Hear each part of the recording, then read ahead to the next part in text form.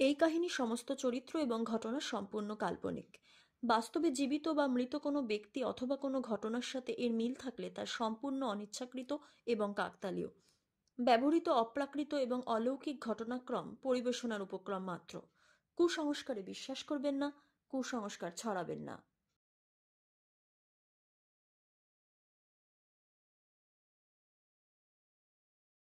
নমস্কার, আপনারা শুনছেন 221B হ্যারিসন রোড, বাংলার ভূত, বাংলার ভয়, উল্টো পাল্টা গল্প নয়।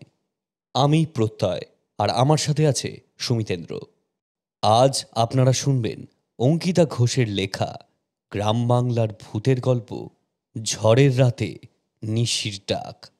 তপনের ভূমিকায় সুমিতেন্দ্র, তপনের মা আর তপনের মামির ভূমিকায় সুপ্রজা, তপনের মামা আর গল্প পাঠে আমি প্রত্যয়। গল্পটা ভালো লেগে থাকলে অবশ্যই কমেন্ট করে জানাবেন, আর আমাদের চ্যানেলটিকে সাবস্ক্রাইব করতে কিন্তু ভুলবেন না। তাহলে শুরু হচ্ছে আজকের গল্প, অঙ্কিতা ঘোষের লেখা ঝড়ের রাতে নিশির ডাক।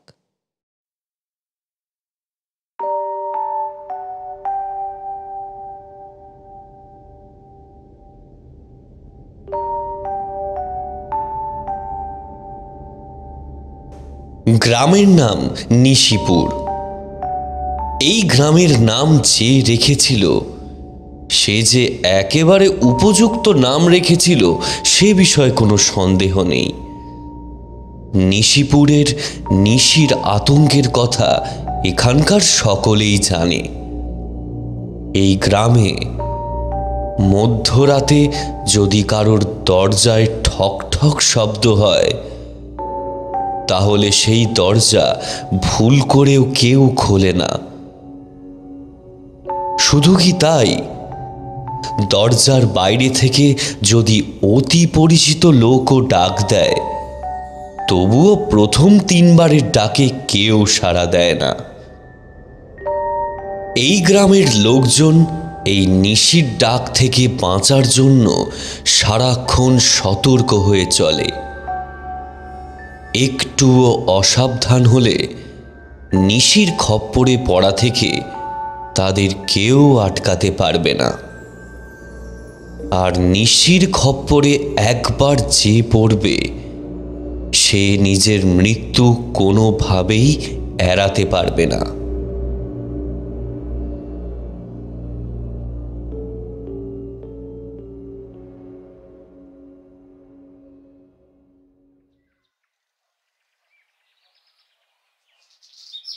তপন ছোটবেলা থেকে কোনোদিন মামা বাড়ি যায়নি। স্কুলের বাকি বন্ধুরা যখন গরমের ছুটি কিংবা পুজোর ছুটিতে মামার বাড়ি ঘুরতে যেত, তপন তখন বোকার মতো নিজের বাড়িতেই বসে থাকত। মাঝে মধ্যেই সে মাকে বলতো, মা চলো না কয়েকদিনের জন্য মা বাড়িতে ঘুরে আসি। মা তখন ওকে বলতেন, না না বাবা, তোর মামার বাড়িতে তেমন গড়দর নেই। তুই গেলে তোর মামা মামি দাদু দিদার থাকতে তো কষ্ট হবে। কথাটা তপনের বিশ্বাস হতো না। একটা মাত্র নাতি গেলে দাদু দিদার কষ্ট হবে, হতেই পারে না। নববর্ষ কিংবা পুজোর সময় তপনের মামা মামি এসে ওর সঙ্গে দেখা করে যেত। তপন তাদেরও বলতো, ও মামা, আমায় একদিন তোমাদের বাড়ি নিয়ে চলো না গো। মামা তপনকে কাছে টেনে নিয়ে বলতেন, আমাদেরও কি ইচ্ছে হয় না ভাগ্নে, কিন্তু তোর ভালোর জন্যই তোকে ওখানে নিয়ে যাই না। মামি বলতেন, একদিন না একদিন তো তোমায় ওখানে যেতেই হবে তপন। তুমি ছাড়া আমাদের তো আর কেউ নেই। শুধু একটু বড় হয়ে যাও।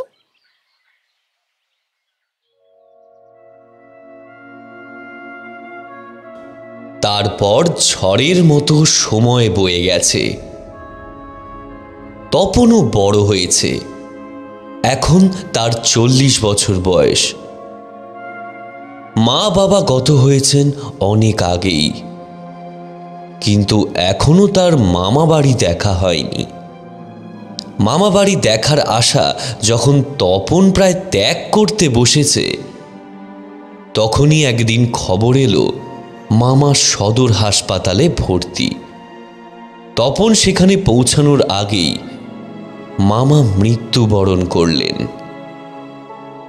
মামি হাসপাতালে বসে একা একাই কান্নাকাটি করছিলেন। তপনকে দেখে তার ধরে প্রাণ এলো। তপন নিজে হাতেই মামার মৃতদেহের সৎকার করল। তারপর মামিকে নিয়ে সেও রওনা দিল নিশিপুর গ্রামে।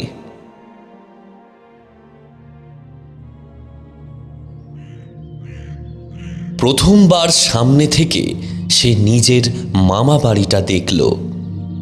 দোতলা পাকা বাড়ি। বাড়ির সংলগ্ন একটা বিশাল বাগান রয়েছে, সঙ্গে পুকুরও আছে। বাড়ির ভিতরে 4টে বড় বড় ঘর। উঠোনে তুলসী মঞ্চের পাশেই একটা কুঁয়ো। সব কটা ঘরের মধ্যেই রয়েছে টানা পাখা, সেগুন কাঠের পালঙ্ক, শিমুল তুলোর বালিশ কম্বল, নরম গদি ইত্যাদি। মোটের ওপরে বাড়িটা যেমন বড় তেমনই বিলাসবহুল সাবেকি। এই রকম একটা বাড়ি থাকতেও মা যে কেন বলতেন যে এই বাড়িতে থাকার জায়গা কম, সেটা তপনের বোধগম্য হলো না। মামি তো আজও তপনের আসার ব্যাপারটা নিয়ে ইতস্তত করছিল। তবে সে একা বৃদ্ধা মানুষ, সন্তানাদি বলতেও তো কেউ নেই। স্বামীর শ্রাদ্ধের কাজ সে একা মেয়ে মানুষ হয়ে কি করেই বা করবে। সেই হেতু অগত্যা তপনকে এখানে আসার অনুমতি দিল। এখানে এসেই তপন ঠিক করল গ্রামটা সে ঘুরে দেখবে। দুপুরের রোদ পড়তেই সে ঘরের বাইরে বেরোলো। একতলায় নেমে সবে সদরে পা রাখতে যাবে, অমনি মামি বলল, বাচ্চা, এখন কোথায় যাচ্ছ? এই তো একটু গ্রামটা ঘুরে আসছি। সাঁঝের বেলা ঠাকুর মশাই আসবেন তোমার মামার শ্রাদ্ধের ব্যাপারে কথা কইতে। চিন্তা নেই, আমি সন্ধ্যের মধ্যেই চলে আসব। তোমায় একটা কথা কই বাচ্চা, এই গ্রামটা না ভালো না। সন্ধ্যার পর এই গ্রামের কোনো লোকজনই গ্রামের পথে বেরোয় না। কোনো বিশেষ কারণ আছে? তা আছে, আজ না তোমায় আমি সব বলবো। বেশ বেশ, আমি একটু ঘুরেই কিছুক্ষণের মধ্যেই চলে আসছি, তারপরে শুনবো সব। এসো বাচ্চা, দুগ্গা দুগ্গা।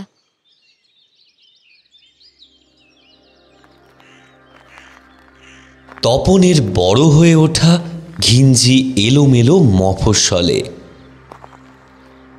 আজ গ্রাম্য প্রকৃতির অনাবিল সৌন্দর্যে সে বড়ই মুগ্ধ হয়েছে। পড়ন্ত বেলায় দিগন্ত বিস্তৃত ধান ক্ষেতের শোভা দর্শন এ এক অপরূপ দৃশ্য। লাল মাটি দিয়ে হাঁটতে হাঁটতে তাল ও খেজুর গাছের সারি পেরিয়ে একটা শীর্ণকায় নদীর সামনে এসে তপন দাঁড়ালো। নদীর পাড়ে ছোট ছোট কটা টিলা রয়েছে। একটি টিলার ওপরে একটা ছোট্ট একটা মন্দির দেখে সেই দিকে এগিয়ে গেল তপন। মন্দিরটিতে প্রতিষ্ঠা করা রয়েছে মা কালীর বিগ্রহ। মন্দিরের পাশে নদীর বাঁকের ধারে কিছুক্ষণ বসে রইল তপন।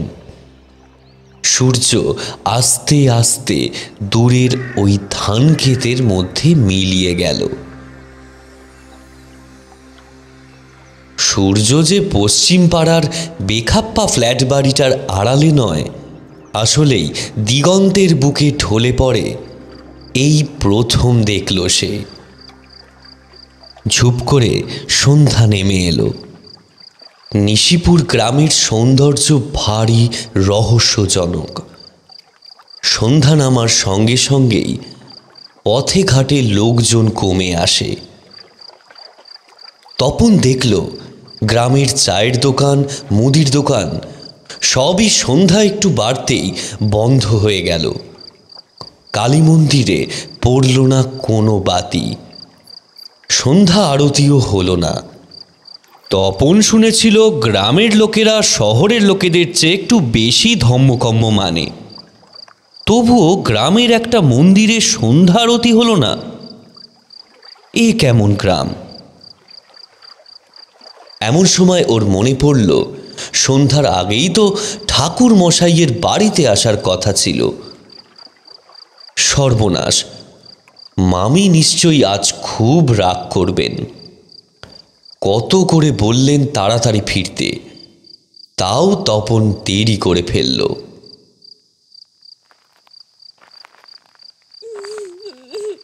মামি হাপুস নয়নে কাঁদছেন। মামা বাড়িতে ফিরে সে দেখল দাওয়ায় মাথায় হাত দিয়ে বসে মামি কেঁদে চলেছেন। তপন মামিকে ডাকল। মামি, ও মামি, তুমি কাঁদছো কেন? এই তো আমি চলে এসেছি। মামি ওর গলা শুনতে পেলেন, কিন্তু ওর দিকে তাকালেন না। তপনের মনে হলো মামি হয়তো রাগ করেছেন। নরম সুরে সে আবার বলল, ও মামি, রাগ করেছো?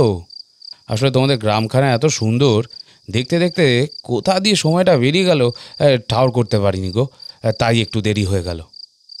মামি হঠাৎ ঠক ঠক করে কেঁপে উঠলেন। তার চোখে মুখে ফুটে উঠল ভয়ের ছাপ।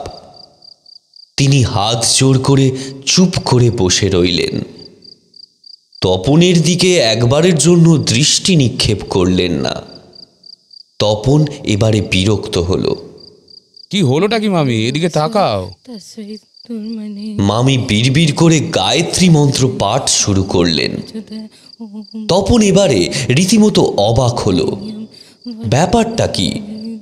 সে আবার বলল, কি হচ্ছেটা কি মামি? বারবার তোমায় ডাকছি, তুমি কি শুনতে পাচ্ছ না? এবারে মামি ওর দিকে ফিরে তাকালেন। তারপর অঝরে কাঁদতে শুরু করলেন। তো তোমায় কত করে বললাম তুমি দেরি করো না, তবুও তুমি কথা শুনলে না। আমার কি চিন্তা হয় না বাচ্চা? তপন সেই কথায় কোনো ভ্রুক্ষেপ না করে পাল্টা প্রশ্ন করল, এতবার ডাকছিলাম যখন, সাড়া দিলে না কেন তুমি? মামি নিম্ন স্বরে বললেন, প্রথমে আমি বুঝতে পারিনি যে তুমি মানুষ নাকি নিশি। তুমি যখন 3 বারের পর আবারও আমাকে ডাকলে, তো তাই তখন সাড়া দিলাম। কে নিশি? সে আবার কে? বলছি বাবা, বলছি, সব বলছি। যাও, আগে আগে মুখ হাত পা ধুয়ে এসো, একটু একটু মুড়ি জল বাতাসা খাও, তারপর তারপর তোমাকে আমি সব বলবো, সব বলবো।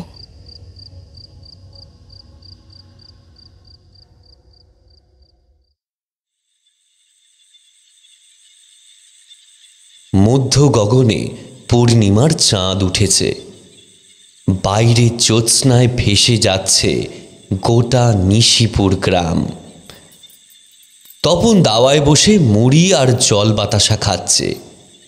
মামি তার পাশে বসে শালপাতার হাওয়া করছে।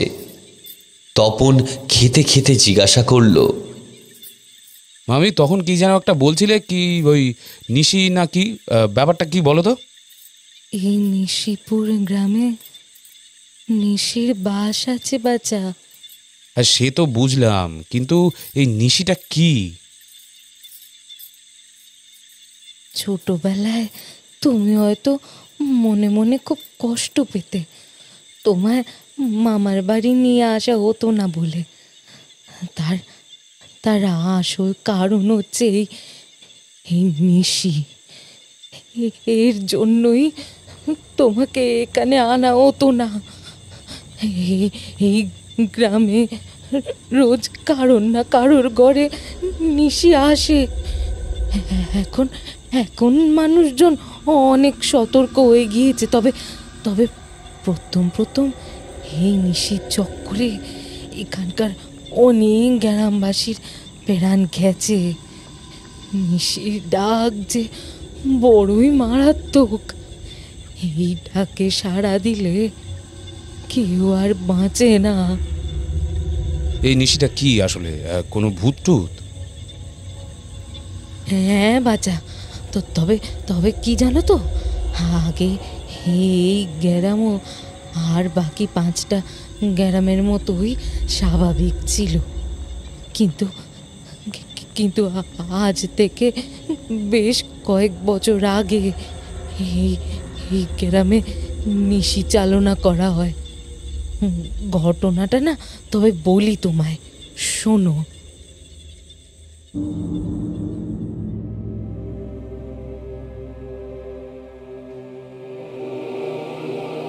বেশ কয়েক বছর আগের কথা, এই গ্রামে একটি অনাথ ছেলে থাকতো। তার নাম ছিল প্রকাশ। রোজ সকালে এসে জঙ্গলে যেত, তারপর কাঠ কেটে নিয়ে বাজারে গিয়ে সেই কাঠ বেচে আসতো। এইভাবেই ছেলেটা নিজের একার পেট চালিয়ে নিচ্ছিল। কিন্তু একদিন সে জঙ্গলে কাঠ কাটতে গিয়ে একজন মেয়েকে দেখতে পেল। অপরূপা সুন্দরী সেই মেয়ে। প্রকাশ সেই মেয়েটির সঙ্গে আলাপ করে জানতে পারল মেয়েটির নাম চাঁপা। মেয়েটিও ওরই মতো অনাথ। প্রকাশ সেই মেয়েটিকেই বিয়ে করে ঘরে তুলল। চাঁপার এই গ্রামে আসার পর থেকেই গ্রামে না বিভিন্ন ধরনের অস্বাভাবিক ঘটনা ঘটতে আরম্ভ করলো।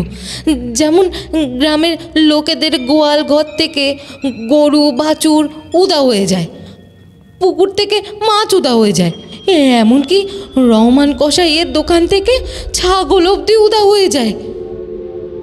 গ্রামের লোকেরা মনে মনে ধরে নিল এই কাজ করছে ওই চাঁপা। সবাই সবাই বলা বলি শুরু করলো, চাঁপা নিশ্চয়ই ডাইনি হবে। গ্রামবাসীরা সকলে মিলে প্রকাশকে বলল চাঁপাকে অন্য কোথাও রেখে আসতে, কিন্তু কিন্তু প্রকাশ কারোর কথা কানে তুলল না। এরপর একদিন প্রকাশ বাড়ি ফিরে দেখল ওর বউ চাঁপা বাড়ির পেছনে আড়ালে লুকিয়ে লুকিয়ে মরা শকুন চিবিয়ে চিবিয়ে খাচ্ছে। এই দৃশ্য দেখার পরই প্রকাশ চুপচাপ বাড়ি থেকে বেরিয়ে এলো। গ্রামের সবাইকে একত্র করে সেই বিষয়টা জানালো। গ্রামের একমাত্র পুরোহিত চণ্ডীচরণ মুখুজ্জে এই কথা শুনে বলল, ডাইনিকে যদি পুড়িয়ে মারা হয় তবেই এই গ্রাম তার প্রকোপ থেকে রক্ষা পাবে। গ্রামের সবাই মিলে সেই দিন হাতে মশাল নিয়ে প্রকাশের ভিটে ঘিরে ফেলল। কিন্তু কিন্তু অদ্ভুত কাণ্ড, পুরো বাড়িতে আর চাঁপাকে খুঁজে পাওয়া গেল না। লোকে ভাবল চাঁপা ধরা পড়ে গিয়ে গ্রাম ছেড়ে পালিয়েছে। কিন্তু কিন্তু এরপর থেকেই গ্রামের লোকেদের উপর আসল বিপদের কালো ছায়া নেমে এলো। সেই দিনের পর থেকে প্রত্যেক দিন মধ্যরাতে নিশি এসে কারোর না কারোর দরজায় গিয়ে কড়া নাড়ায়, তারপর অতি পরিচিত কারোর গলা নকল করে বাড়ির লোকদের ডাকে। সেই ডাকে যদি কেউ ভুল করেও একবার সাড়া দিয়ে ফেলে তাহলে সেই নিশি তাকে সাথে সাথে বশ করে নিত আর সেই অভাগাকে ভুলিয়ে নিয়ে গিয়ে ভয়ঙ্করভাবে মেরে ফেলতো। কেউ কেউ বলে এই কাজ নাকি ওই চাঁপা ডাইনির। আবার কেউ কেউ বলে চাঁপা ডাইনি নিশ্চয়ই কালো জাদুবিদ্যায় সিদ্ধহস্ত ছিল। সেই গ্রামের লোকেদের ওপর এক ভয়ানক নিশি চালনা করে রেখেছে। এই নিশির জন্য এই গ্রাম অনেক অসহায় নির্দোষ মানুষকে হারিয়েছে কো।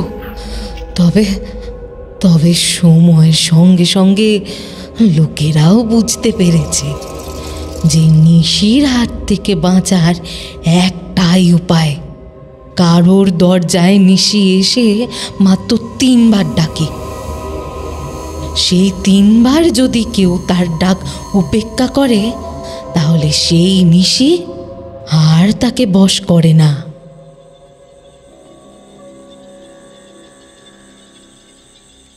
তাহলে তো ভালোই, 3বার কারোটাকে সাড়া না দিলেই হলো।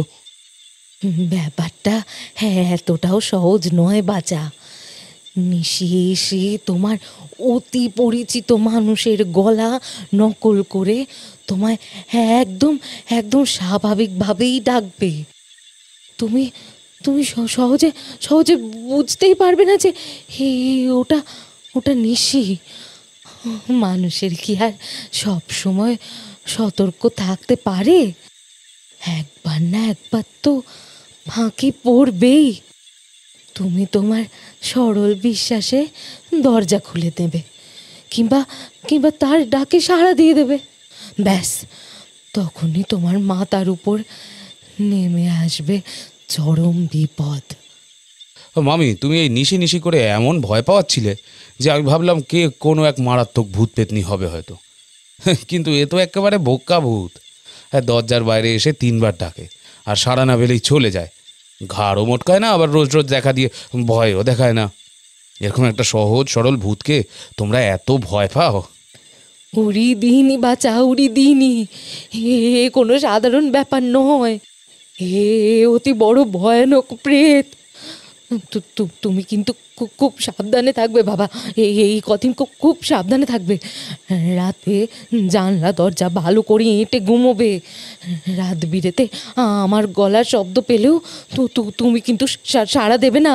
হ্যাঁ, সাড়া দেবে না যতক্ষণ না আমি তোমায় 4বার ডাকবো, তো ততক্ষণ আমাকে সাড়া দেবে না, কেমন? আচ্ছা আচ্ছা বাবা, তাই হবে। মামির মন রাখতে তপন কথাটা বলল ঠিকই, কিন্তু এসব আজগুবি কথায় তপনের কোনো বিশ্বাস নেই। দুর্বল মনের ভ্রমকে তপনের মতো শিক্ষিত মানুষের পাত্তা দেওয়ার শোভা পায় না। রাতটা সেদিন নির্বিঘ্নেই কেটে গেল।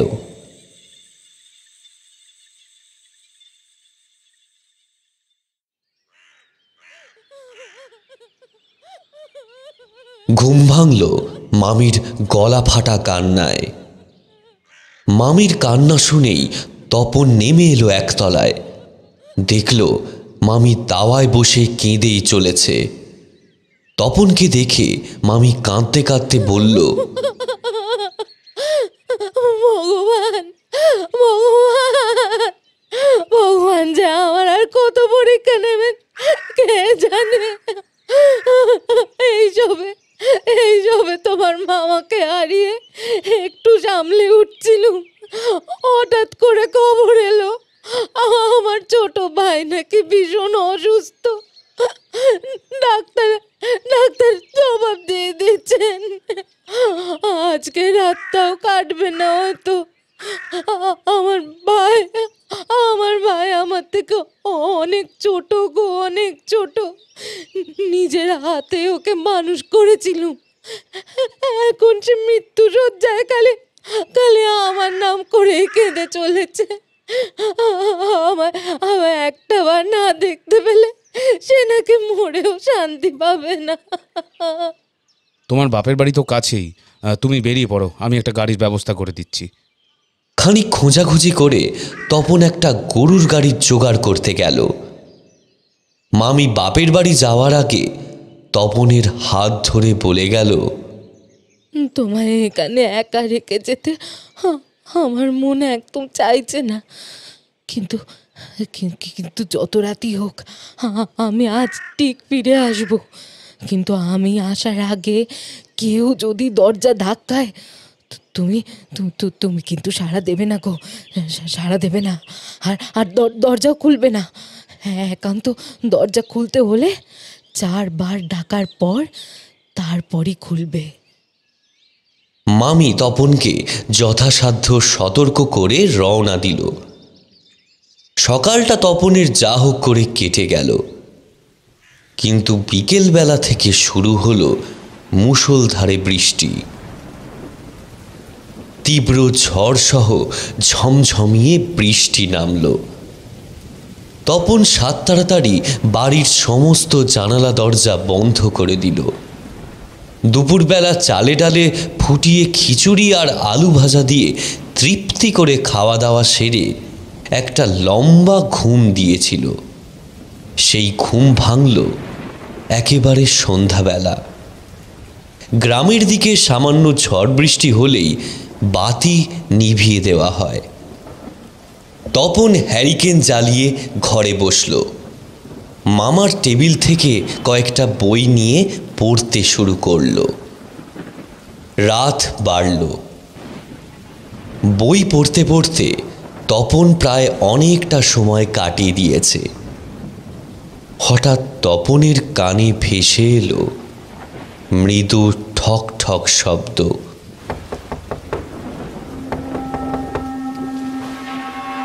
কান খাড়া করেও শুনল। শব্দটা আসছে বাইরে থেকে। বাইরে বজ্রপাত সহ বৃষ্টির সঙ্গে সঙ্গেই বয়ে চলেছে ঠান্ডা ঝোড়ো হাওয়া। তপনের প্রথমে মনে হলো বন্ধ দরজা জানলা ঝোড়ো বাতাসের ধাক্কায় এরকম শব্দ করছে হয়তো, কিন্তু শব্দটা ধীরে ধীরে বেড়ে চলল। নিজের অজান্তেই তপনের মনের ভেতরটা যেন একটু দুরু দুরু করে উঠল। ঘড়িতে সময় দেখল রাত 12টা। বই বন্ধ করে হ্যারিকেন নিয়ে তপন নেমে এলো নিচে। প্রবল বৃষ্টিতে উঠোনের জল থই থই করছে। ঠক ঠক শব্দটা তখনও আসছে সদর থেকে। তপন সাহস করে সদরের কাছে গেল। তপন ঢোক গিলতে গিয়ে খেয়াল করল ওর গলাটা রীতিমতো শুকিয়ে এসেছে। কিন্তু কেন? কিসের ভয় পাচ্ছে তপন? সে তো আর এই গ্রাম্য অশিক্ষিত মানুষদের মতো নিশির ডাকে বিশ্বাস করে না। কিন্তু এখন ওর হাত পায়ে মৃদু কম্পন হচ্ছে কেন? এমন সময় দরজা ধাক্কানোর সঙ্গে ভেসে এলো একটা কণ্ঠস্বর। বাঁচা, দরজা খোলো। কণ্ঠস্বরটা মামির। তবুও গায়ে কাঁটা দিল তপনের। মামি বলেছিল বটে যে আজ রাতেই তিনি ফিরবেন, কিন্তু এত বৃষ্টিতে মামি এলো কি করে? তপনের ভাবনায় ছেদ পড়ল। মামি পুনরায় ডাকল, বাঁচা, দরজাটা খোলো, আমার খুব চিন্তা হচ্ছে যে তোমার জন্য। তপন দরজার দিকে এগিয়ে গেল। কান পেতে শুনল মামি যেন নিজের মনেই বলছেন, কি জানি আমার বাচ্চাটার কি হলো, দরজা খুলছে না কেন? ও বাচ্চা, দরজাটা খোলো বাবা। এই কথা মামি ছাড়া কারোর হতে পারে না। কোনো নিশি দরজার বাইরে দাঁড়িয়ে দাঁড়িয়ে তপনের ব্যাপারে চিন্তা করতে পারে না। তপন নির্ভয়ে দরজা খুলে দিল। বৃষ্টিতে ভেজা কাকের মতো দরজার সামনে মামি দাঁড়িয়ে আছে। তপনকে দেখে তিনি চিন্তিত স্বরে বলল, বাবা, তুমি ঠিক আছো তো? এই বৃষ্টিতে তুমি ফিরে এলে কি করে? কে দিয়ে গেল? কাল সকালেই তো আসতে পারতে। ওই তো ফজর মিয়া গরুর গাড়ি করে নামিয়ে দিয়ে গেলেন। বিশ্বাস হলো না যে? যদি নিশির ডাকে তুমি আবার সাড়া দিয়ে ফেলো, তাই তাড়াতাড়ি চলে এলুম। উফ, নিশি নিশি করে মাথাটা খেয়ে নিল যে। এই এসো এসো, তাড়াতাড়ি ভেতরে এসো। এই বৃষ্টিতে এত ভিজো, কাল আবার তোমার না শরীর খারাপ হয়ে যায়। মামি আস্তে আস্তে নিজের ঘরে প্রবেশ করতে করতে বললেন, ও আমার কিছু হবে না, আমি আমি এখনই শুকনো কাপড় পরে নিচ্ছি। তপন সদর বন্ধ করে দিয়ে বলল, দুপুরে খিচুড়ি করেছিলাম, এখনো অনেকটা রয়ে গেছে। তোমার আর আমার রাতের মতো হয়ে যাবে। মামি কাপড় বদলে দাওয়া এসে বসলেন। তপন নিজের হাতে দুজনের জন্য খিচুড়ি বাড়ল। দুজনেই বেশ গল্প করতে করতে সবে খিচুড়িটা মুখে তুলতে যাবে, এমন সময় দরজায় ধাক্কা দেওয়ার শব্দ হলো। চমকে উঠল তপন। মামির দৃষ্টিও বিস্ফারিত। দুজনেই তাকিয়ে আছে সদরের দিকে। সদরে 3 বার ধাক্কানোর শব্দ হলো। তারপর ভেসে এলো একটা অতি পরিচিত কণ্ঠস্বর। বাচ্চা, দরজা খোলো। তপনের গায়ে কাঁটা দিয়ে উঠল সেই কণ্ঠস্বর শুনে। এই যে মামির কণ্ঠস্বর, কিন্তু মামি তো তার সামনে বসে আছে। মামি তপনের দিকে তাকিয়ে মুখে আঙুল দিয়েই ইশারা করে তপনকে সাড়া দিতে বারণ করলেন। বাচ্চা গো, দরজা খোলো গো। ওদিকে দরজার ওই প্রান্ত থেকে আবারও মামির কণ্ঠস্বর ভেসে এলো। মামি ফিসফিস করে তপনকে বললেন, তোমায় বলেছিলাম না এই গ্রামে নিশির বাস আছে। এবার বিশ্বাস হলো তো? আমি আজ না এলে তুমি তুমি ঠিক একটা বিপদ বাঁধাতে। চুপ করে বসে দেখো, এখন চুপ করে বসো, কথা বলো না। তপনের মুখ থেকে সত্যিই কোনো কথা সরছে না। বুকের মধ্যে যেন কেউ হাতুড়ি দিয়ে মারছে। এমন সময় আবারও সেই কণ্ঠস্বর বলে উঠল, বাচ্চা, দরজাটা খুলে দাও। মামি তপনের হাতটা শক্ত করে চেপে ধরলেন। তপনের হাত পা ঠান্ডা হয়ে গেছে, চোখে পলক পড়ছে না, সর্বাঙ্গ তার কেঁপে কেঁপে উঠছে। জীবনে সে এরকম ভয় কোনো দিন পায়নি।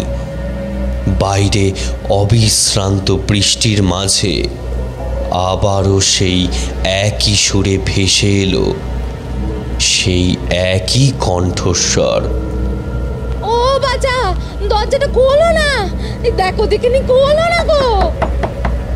সঙ্গে সঙ্গে তপনের কপালে ভাঁজ পড়ল। মামি বলেছিল নিশি নাকি 3 বার ডাকে, তারপর সাড়া না পেলে চলে যায়।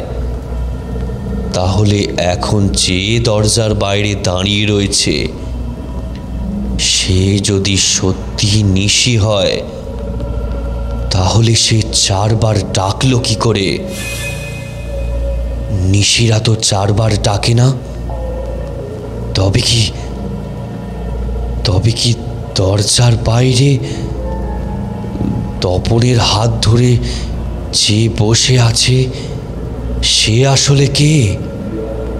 তপনের দৃষ্টি পড়ল তার পাশে বসে থাকা প্রাণীটির ওপর। তার মুখের তীক্ষ্ণ হাসি যে কোনো মানুষের হাসি নয়, তা বলে দিতে হয় না। তার কুৎসিত মুখটা দেখতে দেখতে তপনের হৃৎপিণ্ড প্রায় বন্ধ হয়ে এলো। এ কি ভুল করলো তপন? প্রথমবার মামি ভেবে যাকে দরজা খুলে দিয়েছিল সেই আসলে নিশি। তপন, তিনি চিৎকার করে তপনকে ডাকছিলেন, কিন্তু তপন ততক্ষণে পড়েছে নিশির খপ্পরে। তপনের মধ্যে তখন নেই কোনো প্রতিবাদ করার শক্তি, না আছে কোনো আর্তনাদ করার সাহস। সে কেবল সম্মোহিতের মতো তাকিয়ে রইল নিশির দিকে। নিশি হাসতে হাসতে ধীরে ধীরে এগিয়ে এলো তপনের দিকে।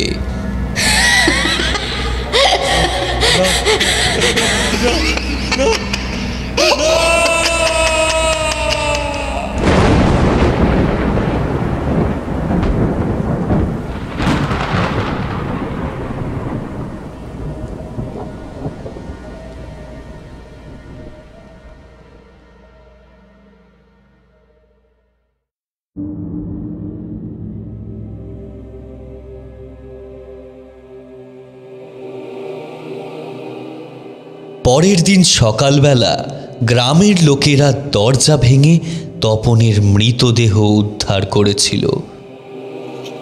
তপনের মামি নিশিপুর থেকে চিরকালের জন্য পাট গুটিয়ে চলে গিয়েছিল গয়া না কাশিতে। আজও নিশিপুরে এই নিশির আতঙ্কে জর্জরিত গ্রামবাসীরা মধ্যরাতে কারোর ডাকে সাড়া দেয় না। তাদের বিশ্বাস সেই নিশি আজও মধ্যরাতে নিজের উপযুক্ত শিকারকে খুঁজে বেড়ায়।